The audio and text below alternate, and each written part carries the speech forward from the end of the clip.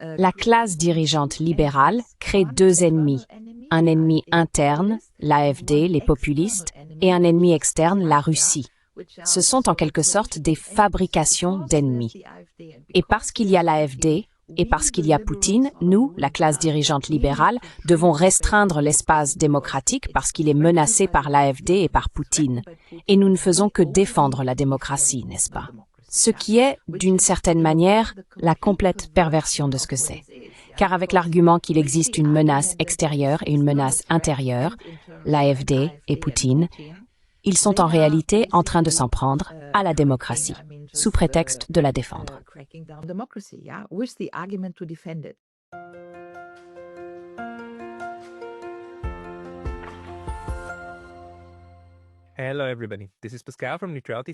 Bonjour à tous, ici Pascal Lotaz de Literality Studies, et aujourd'hui je m'entretiens à nouveau avec la professeure Dr. Ulrike Gero, l'une des politologues les plus célèbres et les plus franches d'Allemagne.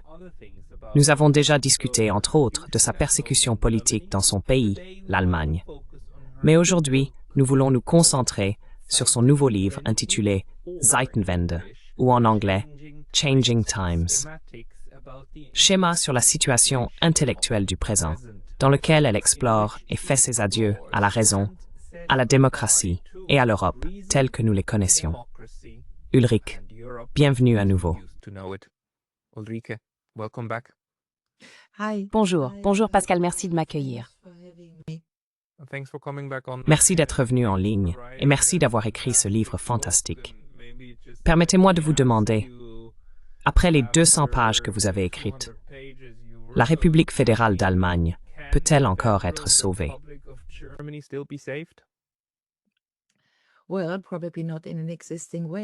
Eh bien, probablement pas sous sa forme actuelle. Je veux dire, il se passe quelque chose de vraiment profondément transformateur en Allemagne. Il y a, pour commencer, une réduction très nette de l'espace pour la formation de l'opinion publique, ce que beaucoup de gens ont remarqué, je pense, mais il y a aussi la surveillance liée à la guerre. Je veux dire, il y a des signes évidents montrant que l'Allemagne a l'intention d'entrer en guerre contre la Russie. Et donc, nous entrons maintenant dans une période où l'espace pour les droits des citoyens se réduit également en Allemagne.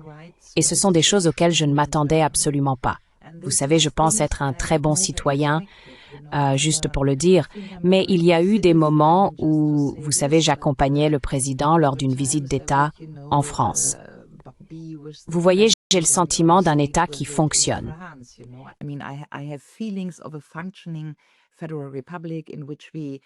République fédérale dans laquelle nous avons construit l'Europe, nous avons construit la paix, nous avons construit les relations franco-allemandes. Je veux dire, j'avais le sentiment que mon pays fonctionnait, qu'il allait bien et qu'il était intégré dans un cadre juridique. Et je n'ai plus ce sentiment. C'est un problème. Donc, la démocratie se fissure, mais aussi le tissu juridique de la République fédérale se fissure. Pour vous donner deux exemples, nous avons deux citoyens, des citoyens allemands vivant à Moscou, Alina Lipp et Thomas Rupper. Tous deux exercent un travail journalistique sur les relations internationales et ont écrit sur la guerre russo-ukrainienne. Ils se sont également rendus dans les zones de guerre. Je veux dire, ils ont fait un très bon travail d'investigation journalistique.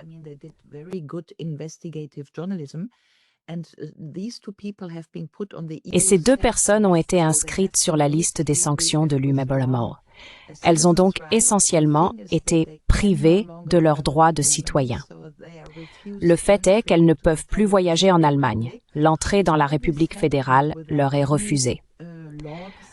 Tout cela s'est produit sans aucune décision judiciaire, sans qu'aucun juge n'ait examiné l'affaire. C'est donc clairement contraire au droit international, c'est clairement contraire au droit allemand. Et face à une telle atteinte, on se demande que se passe-t-il dans mon pays? Car évidemment, au sein de la communauté critique en Allemagne, beaucoup de gens se demandent maintenant, serais-je le prochain? Et c'est évidemment le but que désormais les gens se demandent, serais-je le prochain à me voir retirer mes droits de citoyen? Oui.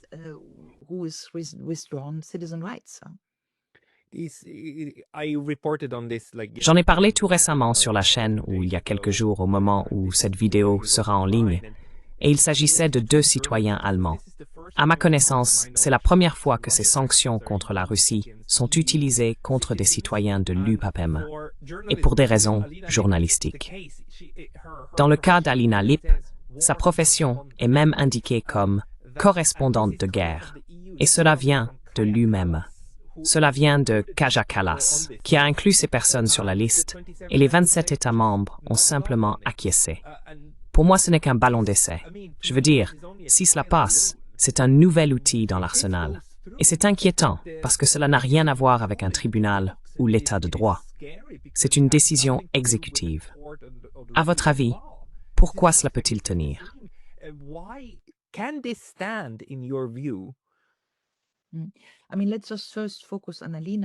Je veux dire, concentrons-nous d'abord sur Alina. Elle a simplement un père russe. Et quand la guerre a commencé, c'était une jeune femme, pas vraiment intéressée par la politique. Puis la guerre éclate, et tu fais partie d'une famille germano-russe. Ton père est russe, et tu veux comprendre plus que l'aspect humanitaire.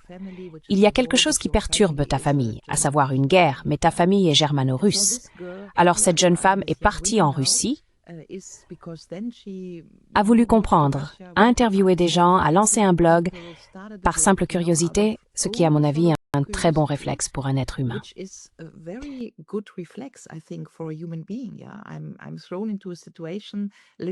Oui, je me retrouve dans une situation un peu comme Sartre. On est jeté dans quelque chose qu'on veut comprendre. Et maintenant, elle est sur la liste des sanctions de l'UPAPM. Il faut comprendre cela. Je voulais simplement mettre en perspective la situation humanitaire humaine avec ce qui se passe d'un point de vue légal. Donc, oui, tu as raison. Je pense que cela sert d'exemple à une grande communauté critique en Allemagne. Je pense aussi que nous ne pouvons pas laisser passer cela. Et tu sais, par exemple, j'étais hier à Aix-la-Chapelle où le prix Charlemagne était remis à Ursula von der Leyen. Il y avait évidemment une contre-manifestation et Patrick a reçu le prix et j'ai prononcé l'éloge. Toute la communauté critique était donc présente pour affirmer précisément cela.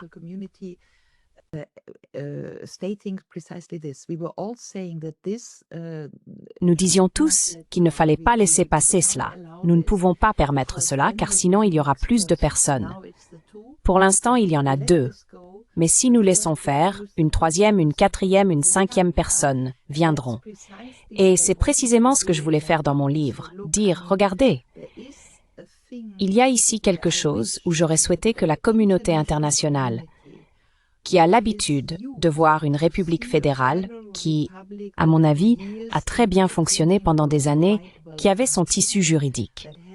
Nous étions une démocratie bien fonctionnelle, favorisant les relations franco-allemandes, construisant l'Europe, recherchant la paix avec la Russie, élaborant la Charte de Paris, bâtissant un pont vers la Russie après les événements de 1989, et ainsi de suite.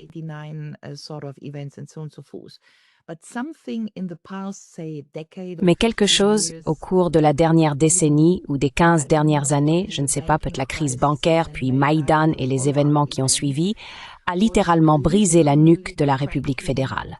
Et maintenant, ce pays est en déclin. Et pas seulement sur le plan social et économique, ce que tout le monde peut ressentir. Je veux dire, il y a de l'inflation, il y a des troubles sociaux, mais l'Allemagne est dans une sorte de situation étrange, à savoir que les citoyens sont plus ou moins réduits au silence. Les citoyens, je pense, ont le sentiment que quelque chose se passe. Vous savez, quand vous parlez aux gens, la plupart comprennent que les choses ne sont plus comme avant, mais il y a une sorte de mise sous silence. Tout le monde est un peu sur la réserve.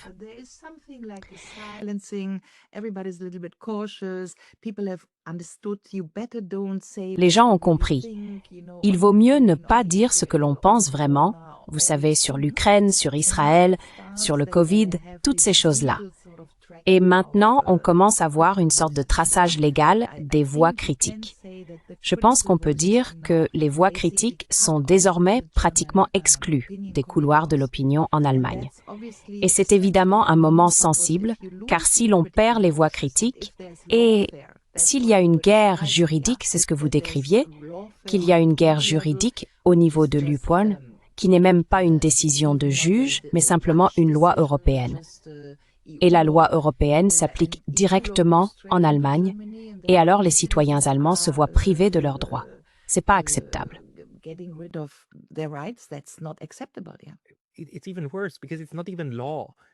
C'est encore pire, parce que ce n'est même pas une loi.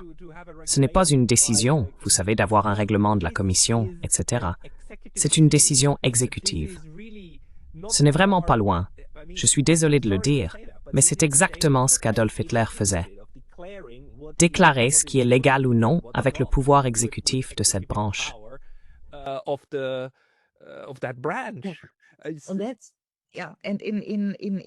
En termes politiques ou historiques, c'est très étrange à voir, car je pense que la communauté internationale est habituée à une république fédérale qui, après 1948 ou 1949, a essentiellement essayé de se réinventer. La République fédérale a fait beaucoup de travail historique pour rechercher les origines de la Shoah. Nous avons un bon programme d'éducation civique. Nous avons toujours voulu être les meilleurs élèves, d'une certaine manière, les meilleurs élèves pour l'Europe, les meilleurs dans les relations franco-allemandes. Je veux dire, il y avait des figures comme Willy Brandt, la démocratie, même Helmut Kohl, œuvrant pour l'Europe. Nous sommes les meilleurs, en quelque sorte le meilleur élève de l'Europe.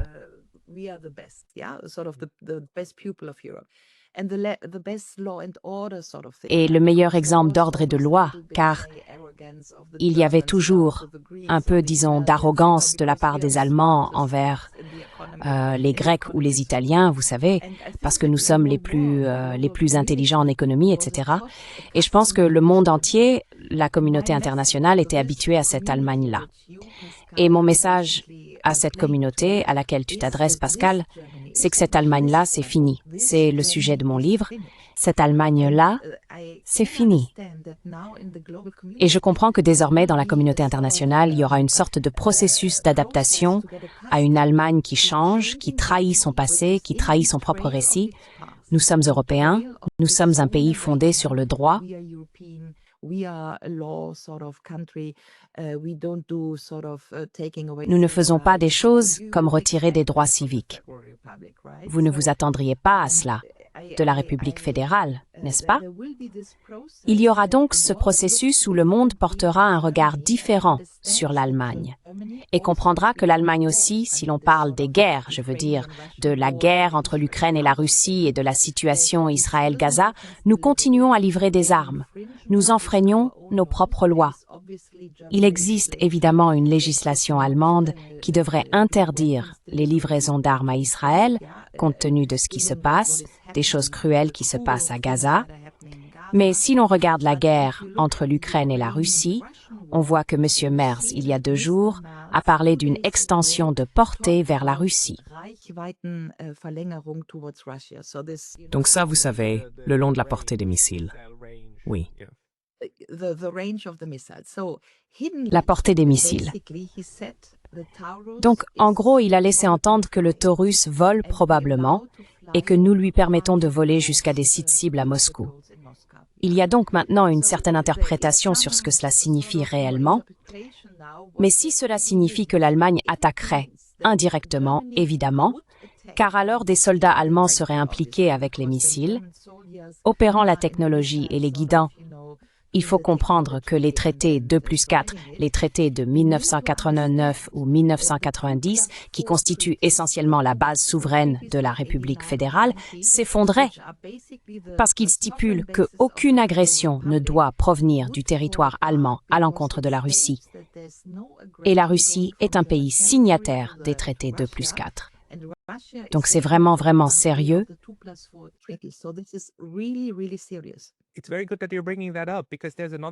C'est très bien que vous en parliez, car il y a une autre chose qui est faite en violation du traité 2+4. Monsieur Pistorius, votre ministre de la Défense, a récemment déclaré qu'il visait une armée allemande de 460 000 soldats. Les traités 2+4 fixent un plafond à 370 000. J'ai l'impression que tout cela est en train de s'effondrer. Et cela, sans compter le fait que les traités 2+4 stipule également qu'il ne doit pas y avoir de production ou de possession d'armes nucléaires. Or, en ce moment, il y a au moins 20 ogives nucléaires en Allemagne dans le cadre de l'accord de partage nucléaire de l'OTAN. Toute cette période d'après-guerre froide, les années 1990 et les accords, surtout ceux du début des années 1990, tout cela s'effondre sous nos yeux. Ils disparaissent et il est probable qu'ils ne reviendront pas.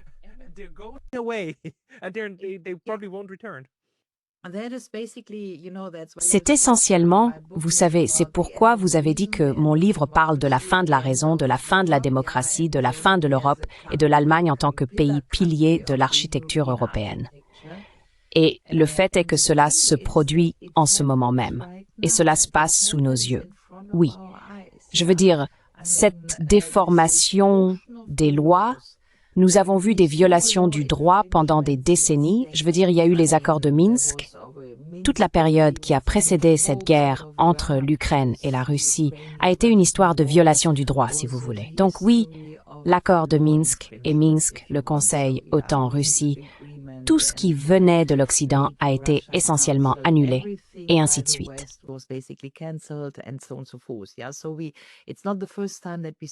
Ce n'est donc pas la première fois que nous voyons des infractions à la loi dans la République fédérale, mais nous les voyons aujourd'hui avec une telle densité, et cela se produit à la fois au niveau allemand et au niveau international. Au niveau allemand, par exemple, c'est ce dont tout le monde parle, nous avons ce que nous appelons le Verfassungsschutz, l'agence censée protéger la Constitution, en gros, l'agence de protection constitutionnelle. Mais cette agence ne protège plus la Constitution. Elle contrôle plutôt les citoyens. Ce qui s'est passé, c'est qu'en raison de changements juridiques, il n'y a désormais plus de différence en Allemagne entre critiquer le gouvernement et critiquer l'État.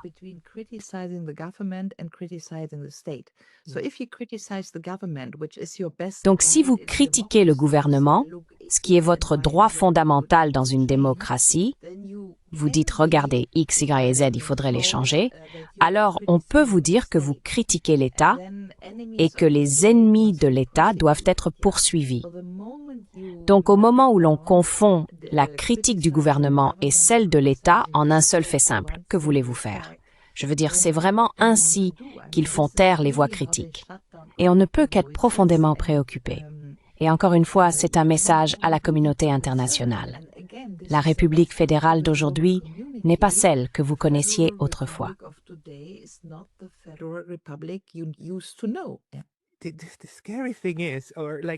Ce qui est effrayant, ou du moins fascinant, c'est que la région d'Allemagne d'où provient la critique la plus populaire à ce sujet, pas seulement dans les cercles intellectuels, mais aussi dans la rue, où il y a eu des manifestations contre cela, c'est l'Est, c'est la RDA.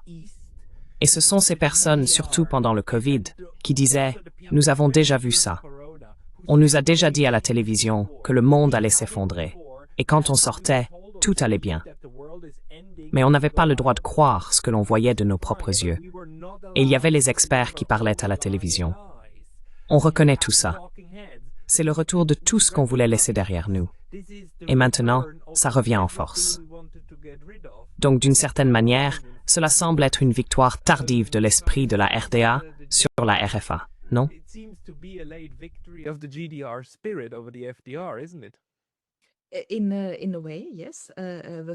D'une certaine manière, oui. Le fait est que je voyageais beaucoup. Je veux dire, pour ceux qui ne le savent pas, le pays est totalement divisé, y compris dans les schémas de vote entre l'Est et l'Ouest. Si vous regardez les cartes électorales, la République fédérale est complètement scindée. On distingue l'ancienne RDA comme s'il y avait une frontière sur les cartes électorales. La plupart d'entre eux, d'ailleurs, votent bleu. Donc AfD, une sorte de vote populiste, alors que le reste de la République fédérale est plutôt noir, c'est-à-dire l'Allemagne de Merz et la CDU. Et cela s'explique évidemment par le fait que les anciennes protestations socialistes se sont transformées en protestations populistes.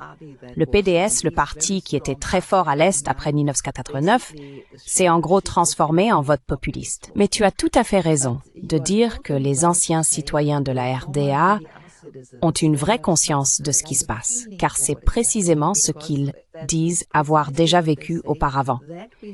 Et tu sais, on entend des blagues dans l'ancienne RDA, il y a même des sondages qui demandent « Peut-on reconstruire le mur antifasciste ?»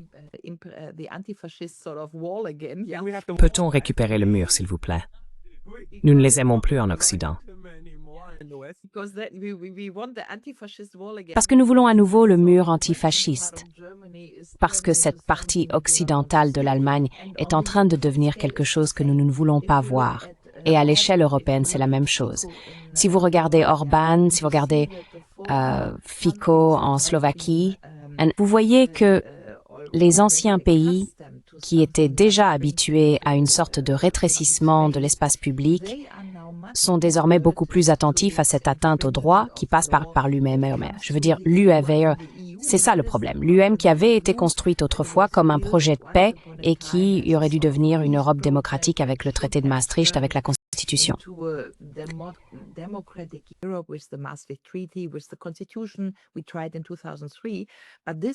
Nous avons essayé en 2003, mais cet organe de l'Union européenne développe clairement des structures para-autoritaires. Nous avons le règlement européen sur les services numériques. Ce que nous constatons, c'est la natoisation de l'UNEMEROIM. Les gens cherchent une congruence entre l'appartenance à l'OTAN et l'appartenance à l'UMEMO. On le voit avec la Finlande, avec la Suède, qui a dû rejoindre l'OTAN à la suite de cette guerre. Nous assistons donc à une militarisation de l'UE. Nous voyons apparaître des dispositifs de numérisation et de contrôle émanant de l'UE. Nous constatons un rétrécissement de l'espace, la loi sur les services numériques organisée par l'UE. Et si l'on regarde la Roumanie et toutes ces interférences liées aux élections, on a ce que nous appelons clairement la guerre juridique. Je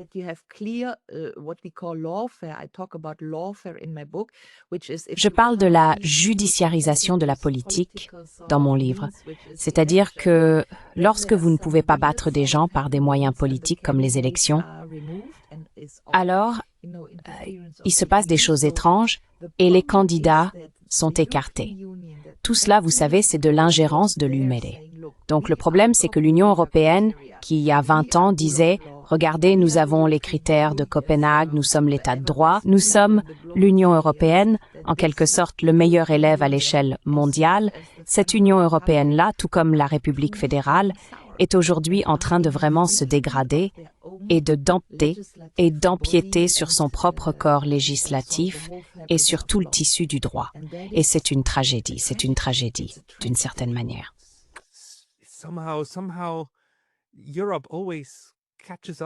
L'Europe finit toujours par se rattraper.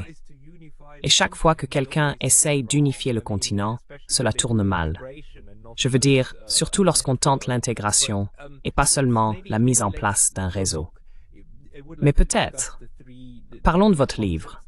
J'aimerais aborder les 3 concepts que vous développez dans vos 3 chapitres principaux et peut-être commencer par la raison, puisque vous dites qu'il faut dire adieu à la raison.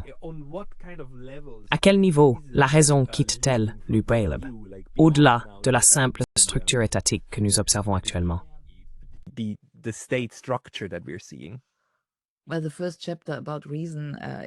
Eh bien, le premier chapitre sur la raison n'est pas vraiment lié au processus politique, mais il essaie de dresser un tableau des changements sociétaux sous-jacents.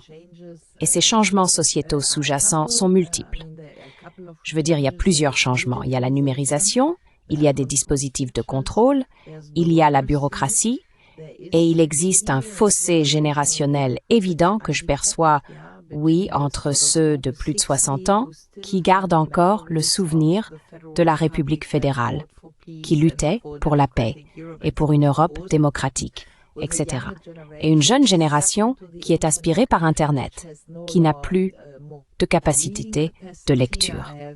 J'ai de nombreuses pages sur le manque de science, sur ce qu'est la science, sur le fait qu'aujourd'hui la science est du scientisme, que la raison manque dans ce que nous déclarons être la science, que tout tourne autour des mathématiques et que ces mathématiques ne nous aident pas face aux choses réelles.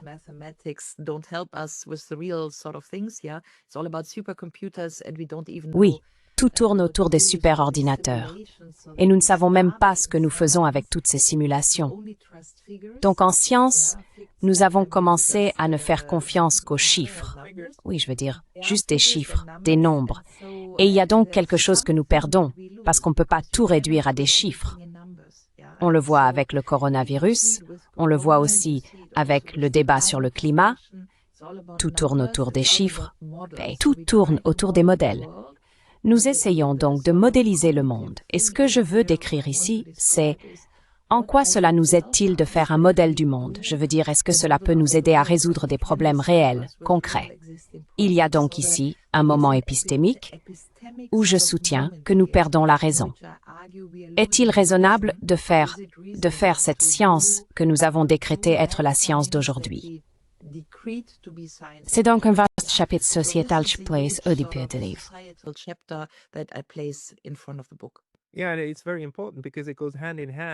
Oui, c'est très important, parce que cela va de pair avec ce que nous avons observé au cours des 7 ou 8 dernières années, à savoir cette tendance à affirmer que les scientifiques, ou les bons scientifiques, détiennent la réponse.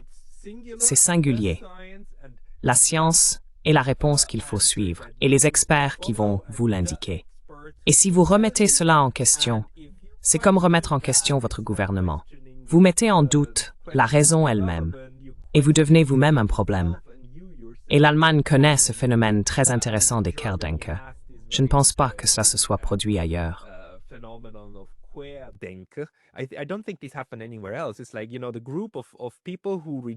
C'est comme, vous savez, le groupe de personnes qui ont rejeté ces politiques liées au coronavirus. Ils se sont appelés au début, vous savez, pensées latérales, penseurs latéraux, ce qui était autrefois un terme positif. Et cela a été immédiatement retourné contre eux. Et c'est maintenant une insulte. Quelqu'un qui ne croit pas en la raison. Quelqu'un qui ne croit pas en la science. Et cela, bien sûr, va dans le sens de croire les autorités. Et je pense que c'est là que vous abordez, dans le chapitre suivant, la question de la démocratie, n'est-ce pas? Que la démocratie elle-même est en train de devenir quelque chose qui vient d'en haut et non d'en bas.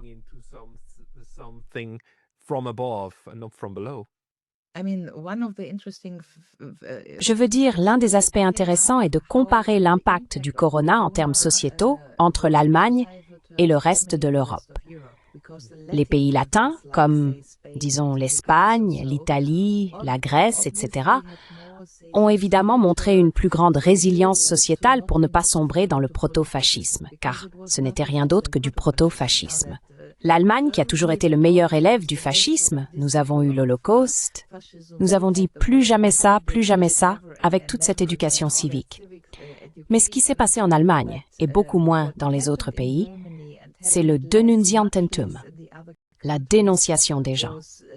Oui.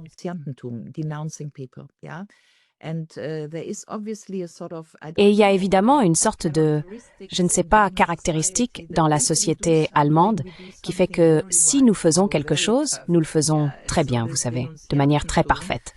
Et donc, ce Denunziantentum, cette tendance à dénoncer les autres, était très très visible pendant les années Corona. Et comme vous le dites, quiconque ne croyait pas à la science, à ces chiffres, à ces données, était exclu. Oui. Et c'est ce que j'appelle la perte de la raison. Parce que la science, c'est la curiosité. La science, c'est le questionnement. La science, c'est la falsification. Donc, ce que j'essaie de décrire, c'est que toute cette numérisation, ces mathématiques, etc., nous pousse vers une nouvelle forme de rupture épistémique.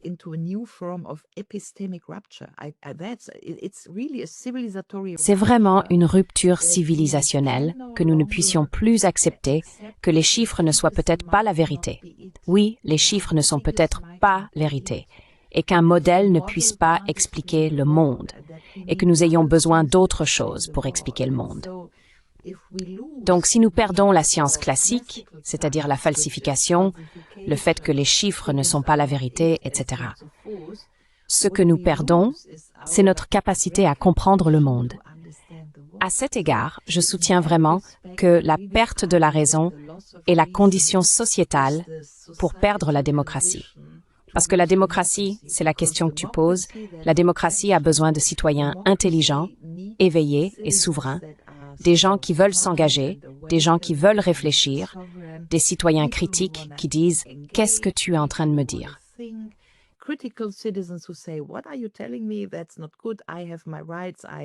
C'est pas bien. J'ai des droits. Je me bats pour mes droits. C'est ce qu'il faut dans une démocratie. Donc, si aujourd'hui, vous avez des citoyens qui, en gros, ne regardent que leur téléphone portable et ce que leur téléphone leur dit, qui ne sont plus du tout capables d'avoir des expériences haptiques, toucher des choses, voir des choses, parce qu'ils ont toujours des écouteurs dans les oreilles ou des lunettes de réalité virtuelle, peu importe. Alors, ils ne sont plus d'accord. Il est loin sa pitch pour la raison pour qu'il y ait de vos sens pour complètement l'onde, pas seulement des chiffres.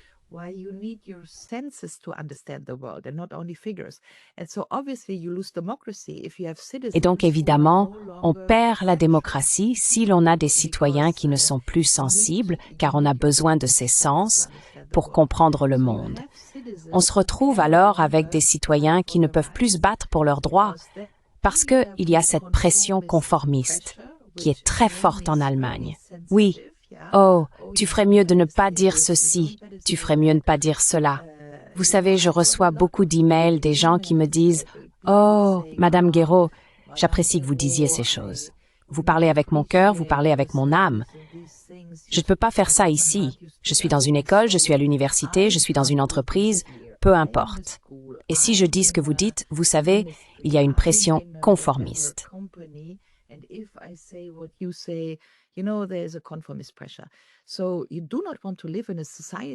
Donc, vous ne voulez pas vivre dans une société soumise à la pression du conformisme, car c'est l'opposé de la démocratie. Dans une démocratie, tout le monde entre dans la pièce et dit « Regardez, nous observons Israël. Qu'est-ce que vous voyez? Comment devrions-nous réagir? Vous voyez? Et si ensuite vous ressentez « Oh, je ferais mieux de ne pas dire ce que je pense, ce que je vois à Gaza, parce que je sais que quelqu'un pourrait dire qu'elle pense cela et qu'elle l'a formulé de cette façon et que cela pourrait être une infraction. » Et ainsi de suite, on finit par se retrouver dans une structure paratotalitaire parce qu'on réduit les gens au silence. Et si vous réduisez les gens au silence, c'est la fin de la démocratie. Et c'est ce que je voulais décrire dans mon livre.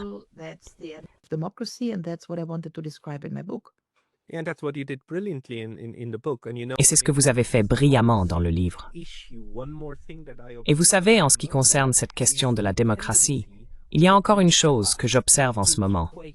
C'est la tendance de la classe élite à assimiler la démocratie à elle-même. Nous avons vu cela récemment encore avec M. Keir Starmer, dont une voiture et 2 maisons ont été vandalisées, n'est-ce pas, par quelques jeunes types. Je ne connais pas le contexte exact. Mais enfin, elles ont été vandalisées. Et il a immédiatement déclaré « C'est une attaque contre la démocratie. » Non, c'était une attaque contre vous. Parce que j'attends juste que quelqu'un dise « Nous sommes en train d'y arriver. » Oui, oui, oui, oui. Donc cela vous concerne.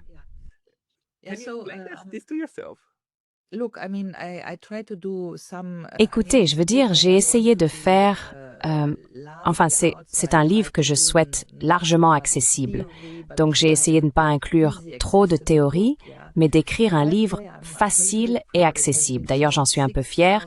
Il s'est vendu à 6000 exemplaires en une semaine, donc c'est un très bon résultat. Et j'espère qu'il y aura des traductions.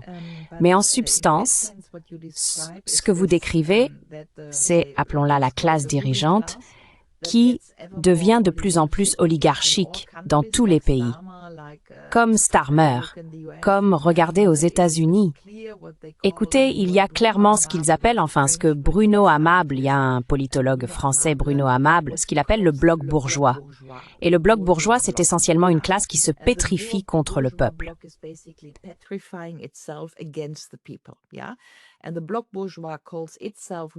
Et le bloc bourgeois se présente comme « Nous sommes la démocratie, nous devons la défendre. Nous devons mener toute cette guerre juridique contre ceux qui, soi-disant, torpillent la démocratie. » Et c'est exactement ce que tu as décrit avec Starmer. Je suis le démocrate et parce que je défends la démocratie, je suis maintenant attaqué. Donc l'agression contre ma maison est une agression contre la démocratie. Ce qui est totalement étrange parce que ce que cette agression signifiait probablement, c'est que vous trahissez les intérêts du peuple, Monsieur Starmer. Et donc je proteste contre votre maison. Oui, on peut inverser l'argument. Ce que je fais dans mon livre, c'est essayer de décrire une fracture entre libéral et populiste. C'est ce que j'appelle la guerre civique. Et comme nous ne pouvons plus organiser cela lors des élections, parce que la plupart des sociétés occidentales essaient d'écarter les partis populistes, FPE, Marine Le Pen, Trump, les républicains, l'AfD et ainsi de suite. Et il y a la lawfare, non pas la guerre, mais la guerre juridique, organisée contre les populistes parce qu'on dit qu'ils ne sont pas démocratiques. On les accuse d'attaquer l'ordre juridique.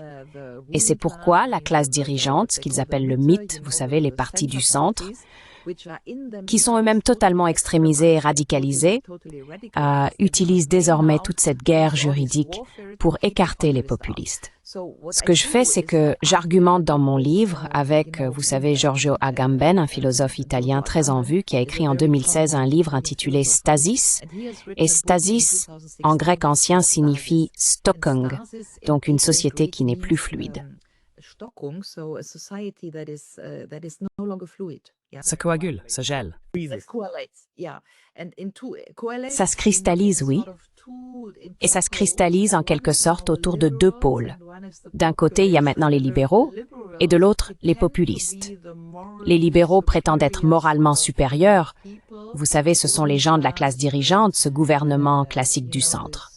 Et ils utilisent désormais de façon extrême la judiciarisation contre les populistes. Ils essaient d'écarter des candidats, comme en Roumanie, où regardez Marine Le Pen, qui n'a plus le droit de se présenter à l'élection présidentielle française. Regardez ce qu'ils ont fait avec Donald Trump.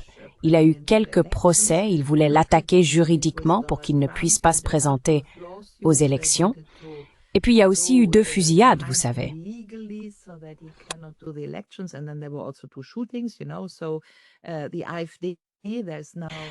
Donc avec l'AfD, il y a maintenant l'idée d'interdire l'AfD dans le système juridique allemand. Kickel en Autriche a remporté les élections mais n'a pas pu devenir chancelier. Ce que je décris dans mon livre, c'est qu'il existe essentiellement une classe dirigeante libérale, ce que vous appelez en Allemagne, vous savez. En gros, ils sont en train de perdre la partie. Ils sentent qu'ils sont en train de perdre la partie. Ils sentent qu'ils perdent le soutien du public, qui est l'essence même de la démocratie. Avoir un gouvernement soutenu par le public. Et ils réalisent tous ensemble qu'ils sont en train de perdre cela. Mais au lieu de se blâmer eux-mêmes, ils blâment les populistes. Et alors les populistes sont soi-disant d'extrême droite. Et donc, il faut les interdire. Et c'est un processus vraiment, vraiment insensé.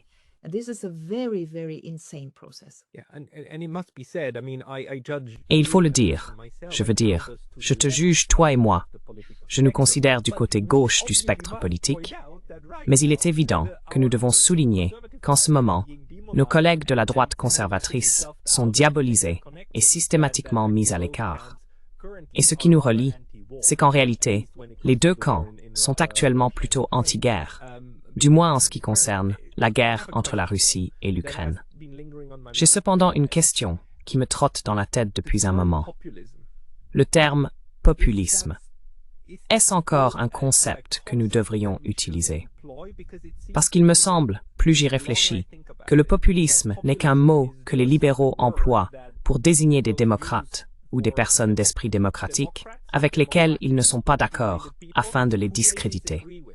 Donc la démocratie, c'est seulement ce avec quoi les gens qui sont d'accord avec eux sont d'accord. Qu'en penses-tu, ou est-ce que je vais trop loin? Le mot populisme a-t-il encore une utilité analytique aujourd'hui, ou en a-t-il encore une pour toi?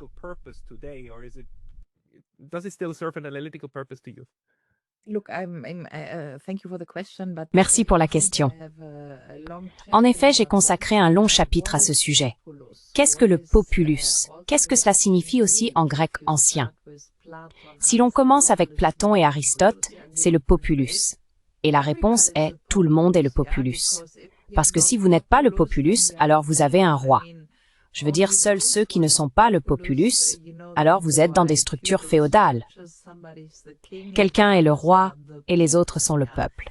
Mais le peuple concerne le républicanisme, c'est-à-dire nous, le peuple, qui formons une entité politique appelée une république, res publica, qui organise le bien commun. Donc ce que je fais également en termes de sémantique, si l'on remonte, disons, au XIXe siècle, populiste. Rappelons-nous simplement, puisque vous avez dit que vous êtes plutôt de gauche, et que je le suis aussi.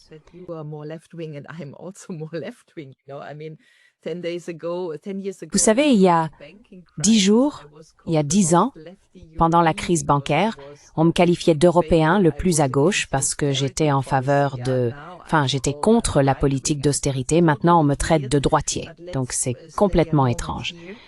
Mais restons ici un instant. Ce qui est arrivé au système politique, c'est ce que disent Bruno Amable et le Bloc bourgeois, c'est que le schéma droite-gauche qui organisait nos systèmes politiques a été remplacé par un schéma haut-bas. Et c'est le Bloc bourgeois qui gouverne contre le peuple. Ouais? Et cela dans tout l'Occident. Aux États-Unis, c'est une classe dirigeante oligarchique, en quelque sorte cimentée, qui s'oppose désormais au peuple, et ce n'est plus une question de gauche. Cela a changé. Et puis si l'on remonte au XIXe siècle, populiste était un terme positif. C'était l'internationale socialiste qui se souciait du peuple.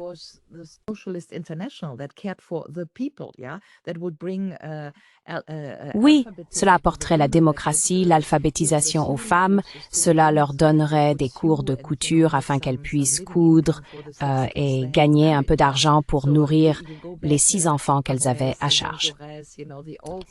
Donc, si l'on remonte à Barbet, Jean Jaurès, à l'ancienne époque, on peut voir que c'était du populisme. En français, on l'entend parce que les Français font une distinction dans leur vocabulaire entre citoyen et bourgeois. Donc, il y a le citoyen et le bourgeois. Le citoyen, c'est en quelque sorte le républicain qui se soucie du bien public. Et puis, il y a l'école populaire, la valse populaire, l'école populaire. Vous voyez, donc, école populaire, éducation populaire, en français. Alors qu'en Allemagne, où citoyen se traduit uniquement par Bürger, donc bourgeois, il y a une connotation différente. Oui.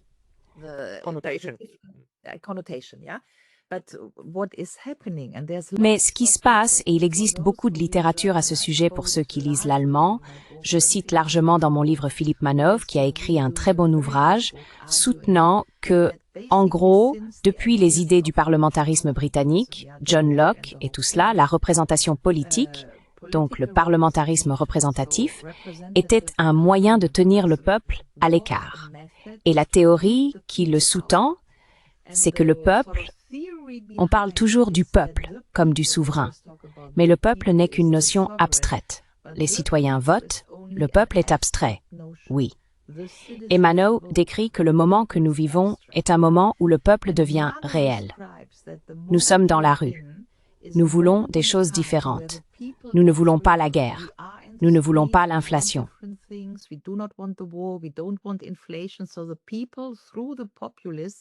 Ainsi, le peuple, à travers les populistes, devient réel. Le peuple sort de l'abstraction et devient concret, protestant contre la classe dirigeante. D'une certaine manière, on peut dire qu'il s'agit d'une stase. Je décris ce genre de polarisation de la société. C'est aussi une préfiguration de la guerre civile. Ne nous leurrons pas. Si vous avez une confrontation peuple-oligarchie ou un bloc de la bourgeoisie et du peuple, et qu'une classe dirigeante exclut le peuple, et que cela devient de plus en plus bruyant en termes théoriques de la guerre civile. Et puis, regardez par exemple ce qui se passe dans la République fédérale.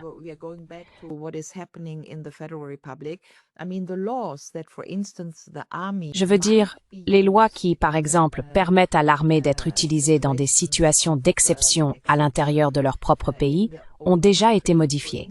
Pendant des années, il y avait un consensus selon lequel l'armée ne serait jamais, au grand jamais, utilisée sur le territoire national. Oui.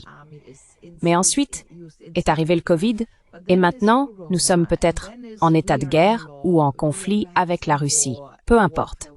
Donc, on crée des situations de droit d'exception. Et à cause de ces situations de droit d'exception, c'est ce que je fais dans mon livre, j'essaie de relier ce genre de menaces extérieures, qu'ils disent être la Russie, aux moyens d'oppression à l'intérieur. Parce qu'il y a la guerre. Et parce que Poutine est si maléfique, il faut faire ceci ou cela, encore une fois, la guerre juridique en Allemagne.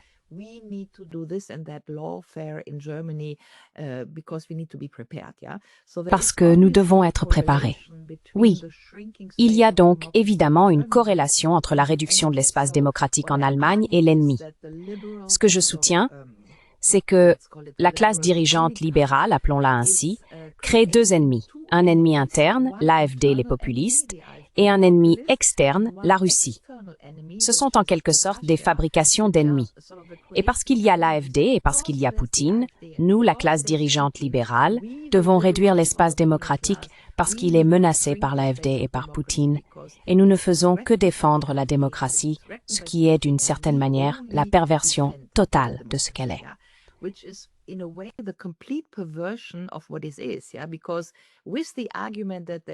Parce que, avec l'argument qu'il existe une menace extérieure et une menace intérieure, l'AfD et Poutine, ils répriment en fait la démocratie sous prétexte de la défendre. Il y a donc une complète perversion de l'argument.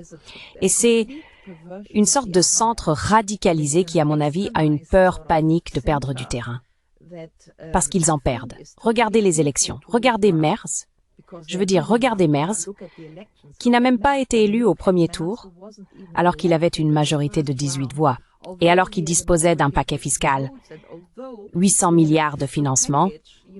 On pourrait penser, ok, tout le monde va voter pour Merz maintenant puisqu'il a fait tant de promesses électorales. Mais non, il n'a pas été élu au premier tour.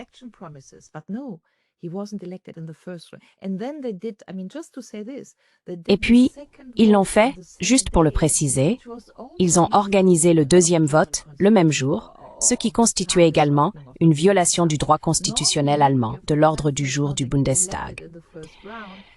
Normalement, si le chancelier n'est pas élu au premier tour, il faut attendre 2 semaines pour organiser un second tour. Et donc, au moment où cela s'est produit, 1 heure plus tard, ils ont réorganisé l'ordre du jour et le règlement intérieur du Bundestag, trouvé quelques petites failles, puis ils l'ont modifié. Donc on a l'impression en Allemagne que la loi n'existe que tant qu'on en a besoin et qu'au moment où on en a besoin, on la met de côté. Et en tant que citoyen allemand, c'est pas agréable.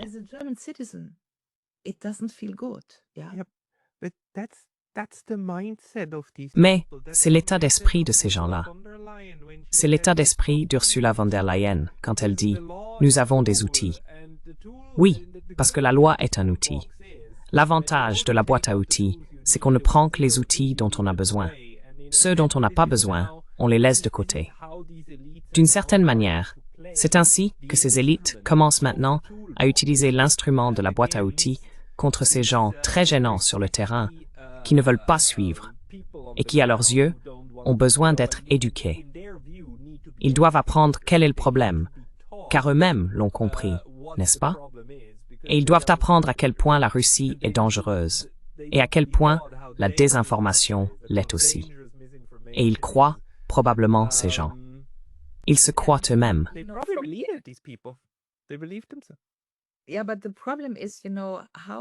Oui, mais le problème c'est, vous savez, comment la perte de la raison impacte la perte de la démocratie, c'est mon 2e chapitre, et la perte de la démocratie rend toute réflexion géostratégique sur l'Europe insensée. N'est-ce pas?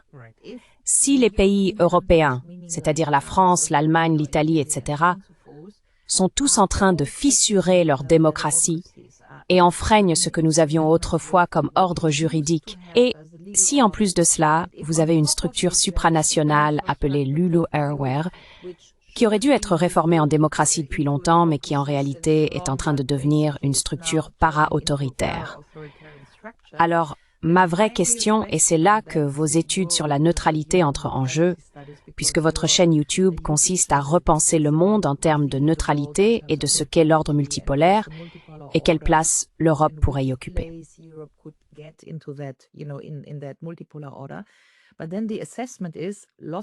Mais ensuite, le constat est le suivant.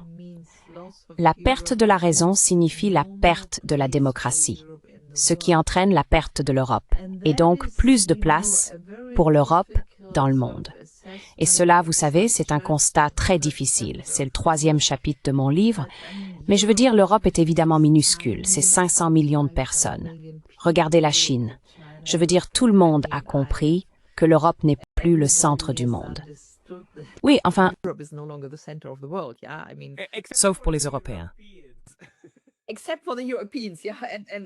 sauf pour les Européens. Et les Européens m'acceptent parce que j'ai compris cela. Je veux dire, il y a quelques Européens qui l'ont compris. Oui, il y en a. Donc il y a des voix minoritaires en Europe. Et c'est important. C'est important sur cette chaîne, Neutrality Studies, parce que vous êtes regardés en Afrique du Sud, au Brésil. Beaucoup de gens vous suivent. Oui.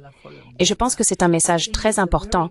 Il y a des Européens qui ont compris que cette arrogance européenne, l'ordre fondé sur des règles, nous sommes l'Occident, nous défendons la liberté, la démocratie, etc., qui est le discours typique de l'Union européenne, façon von der Leyen, que tout cela, en fait, c'est du baratin.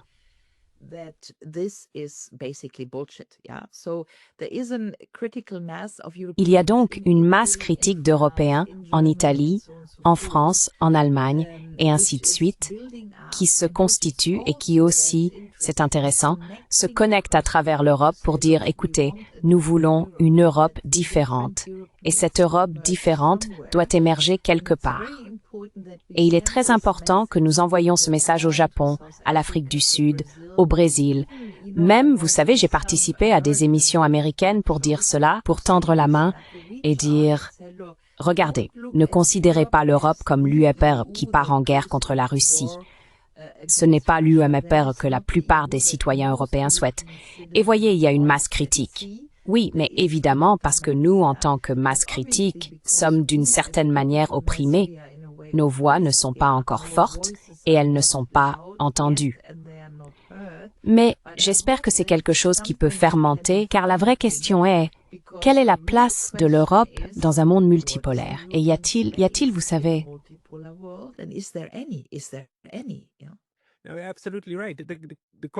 Absolument. La question que je me pose est la suivante. À quel stade en sommes-nous dans ce développement? Et vous savez, merci d'ailleurs d'avoir formulé cela plus tôt comme vous l'avez fait, car cela m'explique maintenant pourquoi les Européens, les élites européennes, ont réagi de manière aussi viscérale, non seulement à l'offensive de paix de Donald Trump envers les Russes, mais aussi aux critiques des Américains contre, vous savez, l'État draconien qu'elle est en train de sombrer.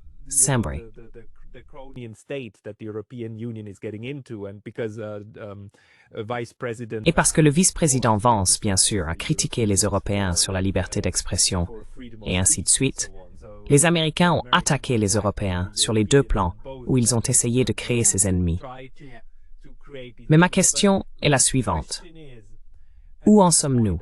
Et si nous utilisons l'analogie du Titanic, je pense que nous n'avons pas encore heurté l'iceberg. Donc je pense que nous ne sommes pas encore en train de couler. Mais si vous pensez que c'est déjà le cas et que nous coulons, alors que doit faire notre minorité? Devons-nous encore essayer de réparer le navire? Ou devrions-nous essayer d'organiser les canaux de sauvetage? Où en sommes-nous?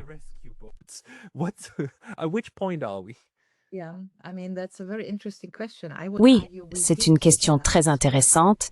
Je dirais que nous avons déjà heurté l'iceberg et cela fait un moment. Pour moi, dans mon livre, je trace une ligne claire à partir de la crise bancaire. Et Warren Buffett a dit que c'est une guerre du capital contre le travail. Je considère la crise bancaire comme le point de départ où la gauche a abandonné, parce qu'à ce moment-là, la gauche a essayé de s'organiser contre l'austérité, Varoufakis, Tsipras, etc.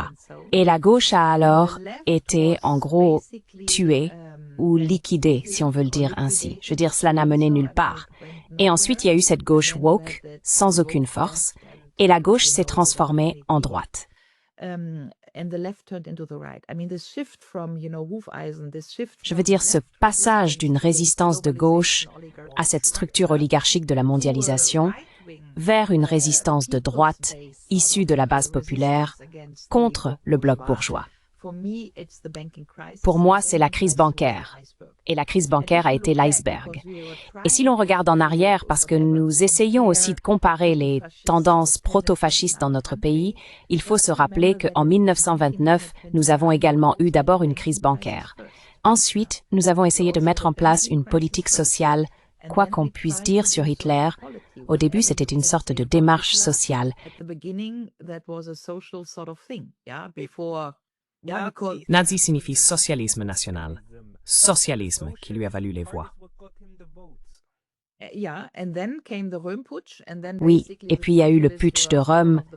Et ensuite, en gros, les socialistes ont été exclus du parti et le capital a instrumentalisé les nationaux-socialistes, si l'on veut le formuler ainsi.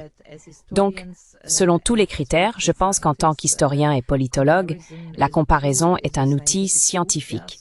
Je défends donc la comparaison comme un outil scientifique et non comme un moyen de relativisation, ce qui est aussi un problème intellectuel, le fait que l'on dise maintenant que comparer, c'est relativiser. Mais, cela mis à part, mon propos était que si l'on réfléchit à notre situation actuelle et à la question de savoir si nous avons heurté l'iceberg ou non, je dirais que la crise bancaire en a été le moment décisif. Et la crise bancaire a transformé la gauche en populisme de droite. Du côté droit, la révolution de droite n'est pas permise parce qu'elle a toujours une odeur particulière. Elle s'accompagne de racisme, de misogynie, de remise en cause du droit à l'avortement des femmes. C'est une sorte de révolution populaire non progressiste. C'est ainsi que cela est présenté. Oui. Et c'est pourquoi cela n'est pas accepté selon les normes sociales, alors que la gauche est toujours perçue comme ce mouvement progressiste, révolutionnaire, qui lutte pour la liberté. Donc je dirais que nous avons heurté l'iceberg, mais nous n'avons pas reconnu que tout ce que nous vivons en Europe depuis, disons, 10 ou 15 ans, pour moi du moins, a commencé avec la crise bancaire. Souvenez-vous, nous avions Stéphane Hessel, indignez-vous. Nous avions toutes ces manifestations, les protestations des 99% contre le 1%. Il y avait encore beaucoup de possibilités de protestation sociale à l'époque. Mais ensuite, dans les années qui ont suivi, ils ont en quelque sorte capturé la protestation sociale. Les Gilets jaunes, vous savez, ont aussi été qualifiés de populistes. Le progrès social en Europe, les Gilets jaunes, s'est en fait arrêté en 2013 avec la crise bancaire et tout ce qui a suivi, même les Gilets jaunes en France. Les Gilets jaunes. Les Gilets jaunes, au départ, ont été présentés comme un mouvement de droite. C'est à ce moment-là que ça a commencé, plus de protestations sociales. Chaque manifestation est désormais essentiellement une manifestation de droite. C'était le cadrage. Donc je pense que nous devrions nous préparer au bateau de sauvetage, si je puis dire. Et si je peux me permettre, je fais partie de ceux qui ont organisé le projet de paix transeuropéen, car c'est aussi un problème. La paix est désormais considérée comme de droite, la liberté est désormais considérée comme de droite. J'ai totalement constaté que les valeurs fondamentales de la gauche, comme la liberté et la paix, ont été récupérées et étiquetées comme étant de droite. Mais nous avons organisé www.europeanpeaceproject.eu et nous avons rédigé une sorte de grand manifeste le 9 mai, car c'est la journée de l'Europe.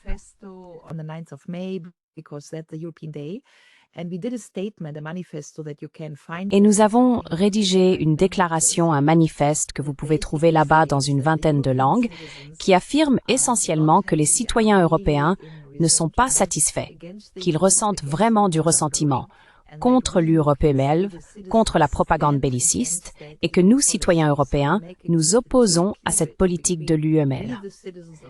Nous faisons donc une distinction claire. Nous, citoyens d'Europe, voulons la paix avec la Russie, pas contre elle, et nous pensons que nos propres institutions, l'UEMR, et nos gouvernements nationaux, nous entraînent dans un moment historique de guerre que nous, les citoyens, ne voulons pas. Et nous ferons une proclamation similaire le 9 octobre ou le 7 octobre, en mémoire de Gaza et de tout ce qui s'est passé. Car là aussi, nous pensons qu'avec la guerre, je veux dire la livraison d'armes,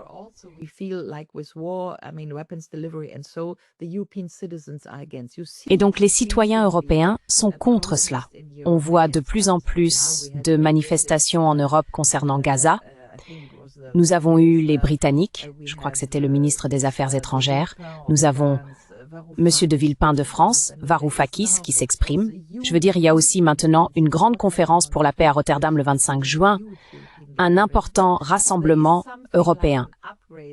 Donc il y a quelque chose comme un soulèvement, c'est ce que je voulais dire, un soulèvement des citoyens européens, un soulèvement transnational contre nos propres institutions qui nous poussent vers des politiques que nous ne voulons pas voir.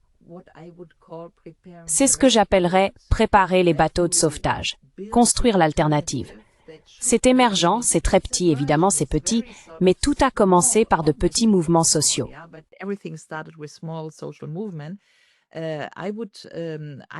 Je dirais que toutes les politiques que j'aurais soutenues, vous savez, il y a 10 ou 15 ans, j'aurais dit, OK, réformons-le, nous devons la démocratiser, nous devons travailler sur l'UMEOBA, nous devons l'améliorer. Tout cela a disparu.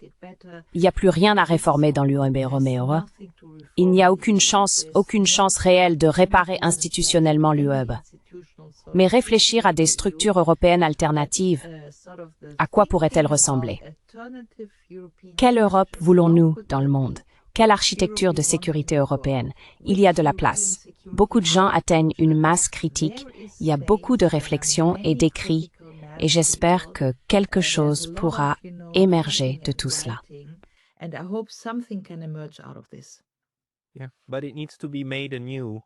Oui, mais il faut tout recommencer à zéro.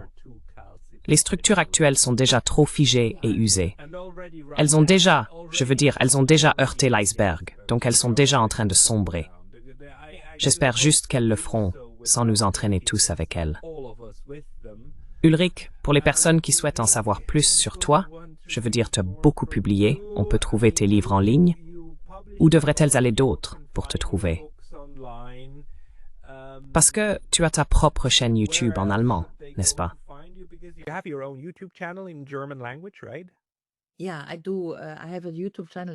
Oui, c'est le cas. J'ai une chaîne YouTube en allemand, j'ai un site internet www.ulrichegero.de. J'ai publié environ 16 livres, beaucoup d'entre eux sont d'ailleurs traduits. J'espère donc avoir une traduction en anglais et peut-être aussi en turc et en espagnol. On m'a fait savoir que c'est apparemment un livre très intéressant, donc j'espère qu'il traduit. Mais pour conclure sur ce point, le 3e chapitre de mon livre est vraiment une proposition de débat à la communauté mondiale. D'abord, il faut remarquer qu'il existe en Europe des voix critiques qui s'opposent à cette politique de l'UMEOBA. C'est très important de ne pas dire que les Européens sont l'UMEOBA. Il existe une masse critique.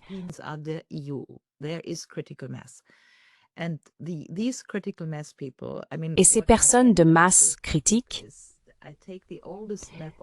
ce à quoi j'aboutis dans mon livre, c'est que je prends la plus ancienne carte de l'Europe. Peut-être puis-je encore dire cela. Je prends la plus ancienne carte de l'Europe qui date de 1534 et j'en fais une interprétation de cette sorte d'imago, la plus ancienne de l'Europe. Et je dis 3 choses.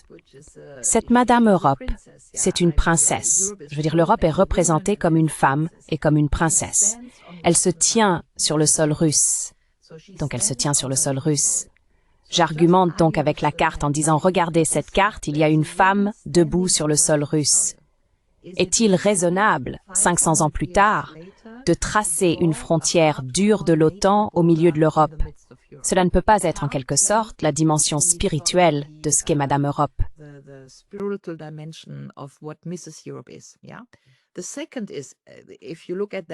Le deuxième point, c'est que si vous regardez cette carte, l'Espagne en est la tête, et la tête espagnole de cette femme regarde vers le monde arabe. Il y a donc un effet de miroir entre l'Occident et l'Orient. Mon deuxième point, c'est que l'Europe doit se tourner vers l'Orient, car il a toujours été question d'Orient-Occident, Orient-Occident, et l'Europe ne pourrait pas exister sur le plan culturel et civilisationnel sans ce miroir que représente l'Orient, que représentent les peuples arabes, n'est-ce pas? Et je dis que si l'Europe veut regarder vers Washington, elle doit vraiment se tordre le cou. Se tordre le cou, oui. Et enfin, troisièmement, sur la carte, l'Europe tient ce que l'on appelle le Reichsapfel.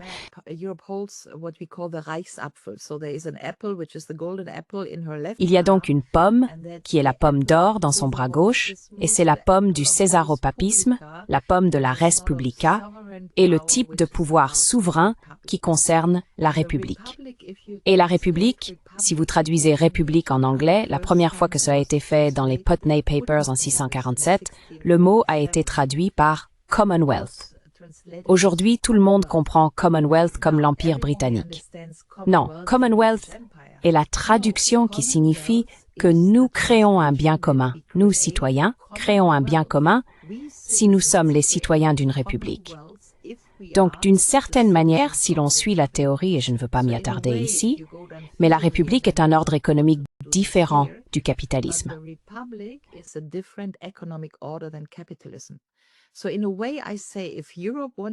Donc, d'une certaine manière, je dis que si l'Europe veut se retrouver sur le plan civilisationnel et culturel, ce qui serait la seule forme d'ancrage permettant à l'Europe de prétendre jouer un rôle dans le futur monde globalisé, elle devrait faire trois choses. Retrouver la République, adopter une posture en partie anticapitaliste, oui, je veux dire, des politiques économiques axées sur le bien commun, regarder vers le monde arabe et s'ancrer sur le sol russe. Ce sont les trois sujets que l'Europe devrait aborder. Et j'ai écrit ce chapitre comme une proposition à toutes les personnes qui nous écoutent ici, dans les pays arabes et dans l'hémisphère russe, pour dire, regardez, pouvons-nous engager une discussion sur votre regard porté sur l'Europe? Et pouvez-vous me dire que si nous, Européens, changions l'Europe dans cette direction, seriez-vous alors prêts à tendre la main pour collaborer avec nous?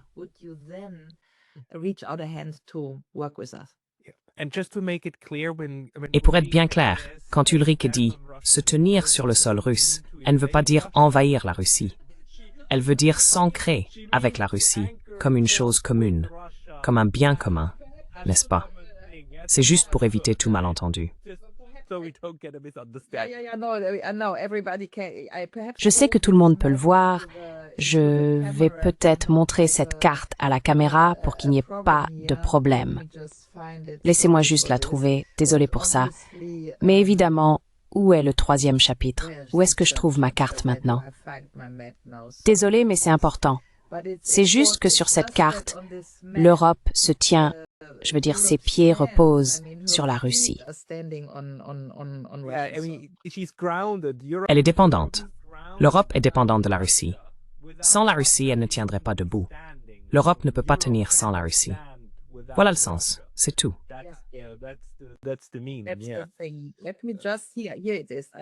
La voilà, je l'ai enfin trouvée. Donc tu sais, c'est assez révélateur. Oui, je veux dire, les pieds sont sur le sol russe. Il y a la pomme de riz, tu sais, qui se rattache à l'arabe, qui représente en quelque sorte le souverain, c'est la République, et puis encore, elle se tourne vers le monde arabe.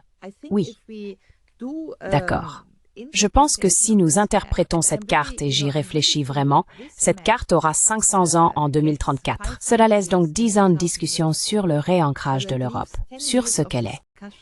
Je dis ce qu'elle est. Oui. Et cette vision de l'Europe est bien sûr celle d'une Europe continentale. Ce n'est pas une Europe transatlantique, c'est une Europe continentale. Oui, c'est l'Europe eurasiatique transcontinentale. Oui. Et chose intéressante, j'ai eu quelques discussions avec des Américains en argumentant essentiellement qu'il existe une culture européenne distincte, différente de la culture américaine. Nous ne sommes pas Starbucks. Oui, nous sommes Segafredo Café. Nous ne sommes pas Hollywood. Nous ne sommes pas Zolini et Chabrol, vous voyez, pour essayer, parce que l'Occident n'est pas un concept culturel. L'Occident est peut-être un concept de sécurité de l'OTAN, mais c'est pas un concept culturel. C'était très intéressant. J'ai fait cela dans 2 vidéos YouTube avec des Américains et j'ai eu un très bon écho.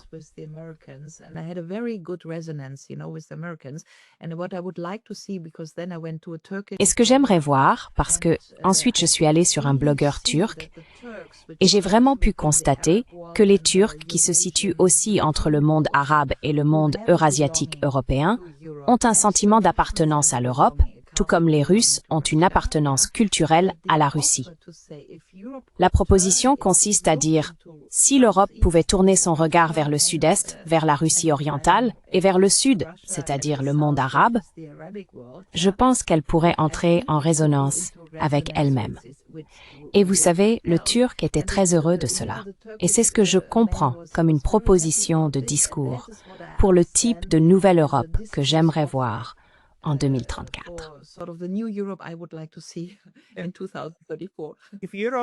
Si l'Europe arrêtait simplement de se tordre le cou à travers l'Atlantique, je veux dire, elle pourrait retourner à sa place. Mais d'accord, Ulrich, nous allons continuer. Nous poursuivrons la discussion. Merci beaucoup pour vos éclairages aujourd'hui et à très bientôt. Oui, à bientôt, Pascal. Merci beaucoup de m'avoir invité.